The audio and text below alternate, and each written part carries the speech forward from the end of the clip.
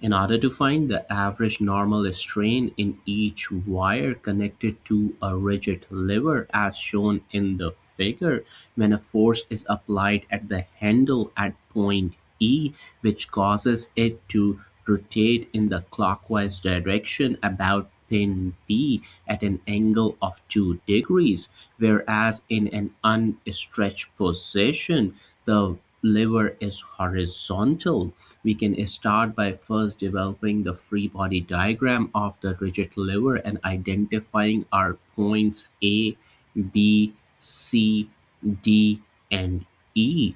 Next, since this lever is going to rotate in a clockwise direction about 2 degrees with respect to the pin at point B, so we can estimate the motion of this lever by drawing our dash line. Since it is rotating in the clockwise direction, the segment from A to B is shifted upward, whereas from B onwards it's going in the downward direction, making an angle of 2 degrees.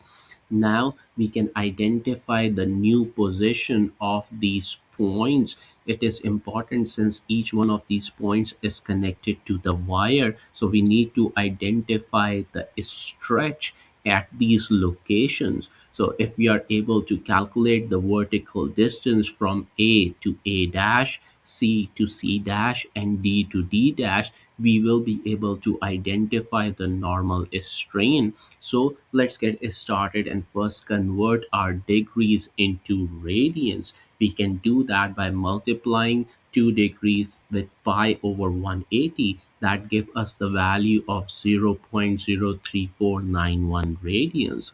Next, in order to identify our extension from A to A dash, we are giving them a variable delta A. So we form our right angle triangle in between points A, B, and A dash, whereas the distance from A to B is given to us in the figure, that is 200 millimeter.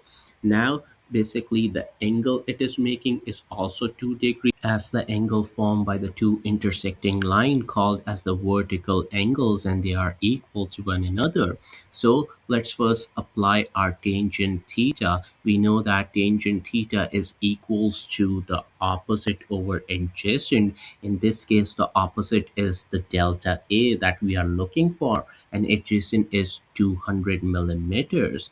Now, one thing to keep in mind whenever we are talking about value of an angle theta, and if it is a very small value, if we take the tangent of that angle, it is approximated to the value of angle itself. So in this case, since we have a very small value of radian, we can approximate tangent theta as just the value of theta. So simplifying and solving for delta A, that is our extension, we can calculate by multiplying 200 with 0.03491. This gives us an extension of 6.9813 millimeter. Similarly, let's go ahead and identify the extension of cable GC. That is basically the distance from C to C dash given as delta C. Again, here we have our right angle triangle, but this time the value of adjacent is 300 millimeter. So the value of delta C will be equals to 300 times 0.03491. That is coming as 10.472 millimeters. Now finally, our final cable DF, its extension is given as delta D as shown in the figure. Now the adjacent in this case is a sum of 300 plus 200 millimeter, so that is equals to 500 millimeter. Similarly, delta D, again applying our tangent theta formula and approximating theta equals to tangent theta, we get the value of delta t as 500 times 0.03491. That is coming as 17.453 millimeters. Now here we have all the extensions of the wire being calculated. In the problem, we were looking for the normal strain value.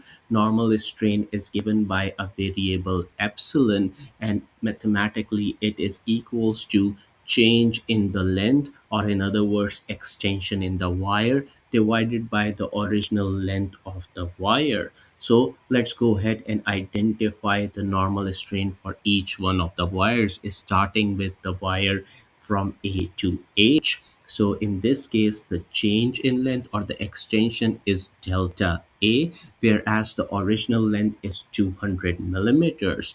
Plugging in the value of delta A in the formula and simplifying, we get our value of normal strain as 0.0349 millimeters over millimeters. So strain is a unitless quantity. However, just to be consistent with the unit, since the measurements are in millimeters, that's why we are writing millimeter over millimeter. Similarly, let's go ahead and identify the normal strain in the wire C to G. In this case, the change in length, that is delta C, whereas the original length of the wire is given to us in the figure as 300 millimeters. Now, plugging in the value of delta C and dividing it by 300, we are still getting the same value of a strain that we get for the wire AH, that was 0.0349 millimeters over millimeters. Finally, for the last wire, the value of delta D is 17.453, whereas the original length of the wire is still 300 millimeters. Dividing the two, we can get our value of normal strain, which is coming as 0.0582 millimeters over millimeters.